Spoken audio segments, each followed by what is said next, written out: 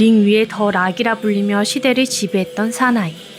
이제는 영화 한 편에 700억 원을 받는 헐리우드에 살아있는 전설이 된 드웨인 존슨입니다. 하지만 이 화려한 더 락의 이름 뒤에 전재산 단돈 7달러의 비참한 과거가 있었죠. 30년 전 미식 축구팀에서 방출당해 쫓겨나던 그의 주머니엔 고작 7달러뿐이었습니다.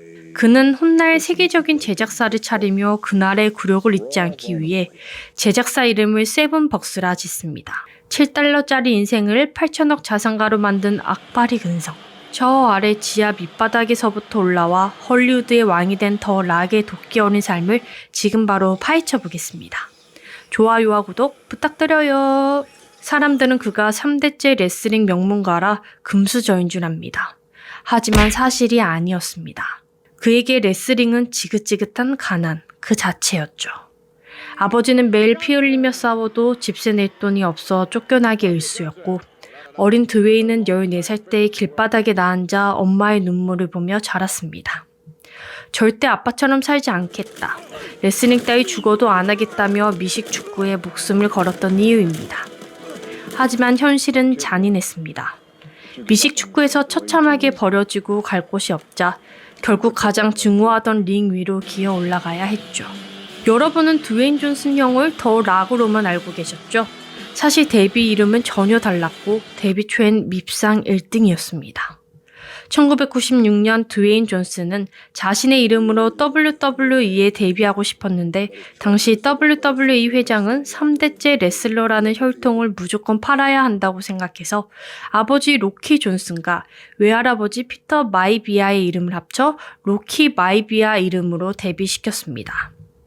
당시 WWE는 그에게 3대째 내려오는 착한 청년 이미지를 씌워 착한 역할만 줬죠. 촌스럽게 파이팅 넘치는 포즈, 부담스러운 윙크, 그리고 시종일관 유지하는 가식적인 미소. 팬들은 이런 가식스러운 교회 오빠 스타일을 견디지 못했습니다. 우리는 진짜 싸움꾼을 원하지 저런 광대를 원하는 게 아니다 라며 말이죠. 비극은 경기 때마다 터졌습니다. 드웨인이 상대를 이겨도 관중들은 야유를 보냈고 심지어 다이 로키 다이라는 팻말이 중계화면에 대놓고 잡혔습니다. 착한 역할을 하는데 죽으라고 소리치는 관중들. 회사가 시키는 대로 억지 미소 지으며 광대짓을 하던 어느 날 설상가상 무릎 부상까지 당했습니다. 몸은 망가졌고 세상은 그를 증오했습니다. 정만만 감도는 병실에서 드웨인 존슨은 울지 않았습니다. 대신 도끼를 품었죠. 남이 시키는 대로 착한 척 해봐야 결국 버려지구나. 돌아갈 땐 내 방식대로 다 박살낸다. 그는 치료 기간 내내 자신을 비웃던 관중들의 얼굴을 되새기며 복수를 준비했습니다. 1997년 8월 무릎 수술을 마치고 돌아온 그는 흑화되어 딴 사람이 되어 있었습니다. 가문의 이름인 로키를 버리고 스스로를 더 락이라고 불렀죠. 그리고 자신을 비웃던 관중들을 향해 마이크를 잡고 단 한마디를 꽂았습니다. 입 닥쳐. 관중들에게 침을 뱉고 오만하게 세상을 내려다보는 진짜 나쁜 놈이 되었죠. 그런데 기적이 일어났습니다. 남자들이 그 도끼에 미친 듯이 열광하기 시작한 거죠. 야유는 순식간에 환호로 바뀌었고 그렇게 WWE 역사상 가장 위대한 아이콘이 탄생했습니다. 레슬링 경기를 씹어먹던 그가 영화판으로 가게 됐습니다. 첫 영화는 우리가 알고 있는 미이라입니다. 영화 미이라2에 딱 15분이 나왔을 뿐인데 그 포스에 반한 헐리우드가 곧바로 드웨인에게 러브콜을 줄줄이 보내며 헐리우드에서 자리 잡게 됩니다. 이때 드웨인 존슨은 기니스북에 이름을 올리게 됩니다.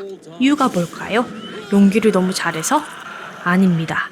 바로 신인 배우가 처음 주인공을 맡으면서 받은 돈이 전 세계 역사상 가장 많았기 때문입니다. 그가 받은 돈은 무려 550만 달러, 우리 돈으로 약 80억입니다. 시작부터 전 세계 1등을 갈아치우며 그는 단숨에 헐리우드의 보물로 떠올랐습니다. 그러나 헐리우드는 그에게 황당한 요구를 합니다.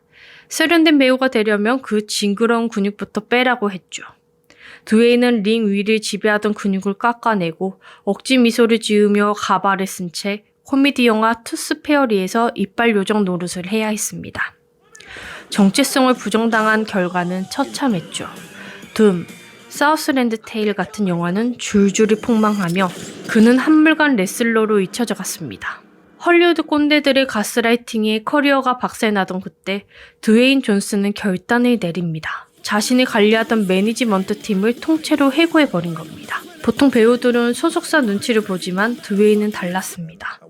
내 가치를 몰라주는 놈들과는 일 안 한다며 전부 해고를 했고 본인을 위해 일할 사람들을 직접 골랐죠.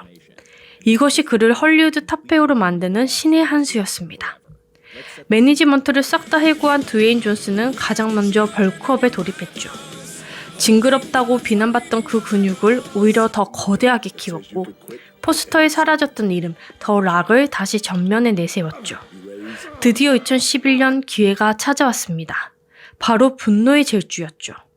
그는 여기서 범죄자를 때려잡는 무지막지한 요한 홉스 역할을 맡아 셔츠가 터져나가는 근육과 압도적인 카리스마를 가감없이 뿜어냈습니다. 결과는 초대박이었죠. 죽어가던 시리즈를 단숨에 세계 최고의 액션 영화로 부활시키며 헐리우드를 경악케 했습니다. 이제 헐리우드는 더 이상 그에게 근육을 빼려고 하지 않습니다. 오히려 제발 그 근육으로 자신의 영화에 나와달라며 줄을 서기 시작했죠.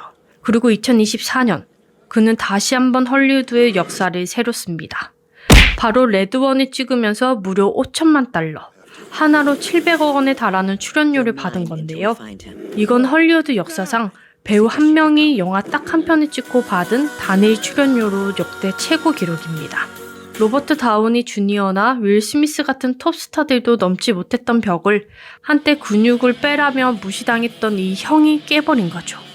이제 그는 단순히 유명한 배우를 넘어 움직이는 기업 그 자체가 되었습니다.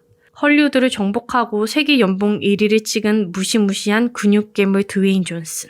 하지만 이런 그를 단 1초 만에 무릎 꿇리는 존재들이 있습니다. 바로 그의 딸들이죠. 팔뚝이 얼굴만한 드웨인 존슨은 주말마다 아주 중요한 업무를 수행합니다. 작은 장난감 의자에 엉덩이를 끼워 넣고 딸과 소꿉놀이를 하거나 거친 손마디에 핑크색 매니큐어를 칠하며 네일 아트를 받는 거죠. 링 위에서 입닥쳐를 외치던 그 카리스마는 딸들 앞에서는 사르르 녹습니다. 어쩌면 그가 그토록 독하게 자신을 지키고 성공하려 했던 이유는 사랑하는 가족들 앞에서 한없이 다정한 아빠로 남고 싶어서 아니었을까요? 겉은 강철 같지만 속은 따뜻한 근육맨 드웨인 존슨. 오늘 여러분의 하루도 드웨인 존슨 근육처럼 단단하고 그의 미소처럼 따뜻하길 바랍니다. 지금까지 피플 인사이드 365였습니다.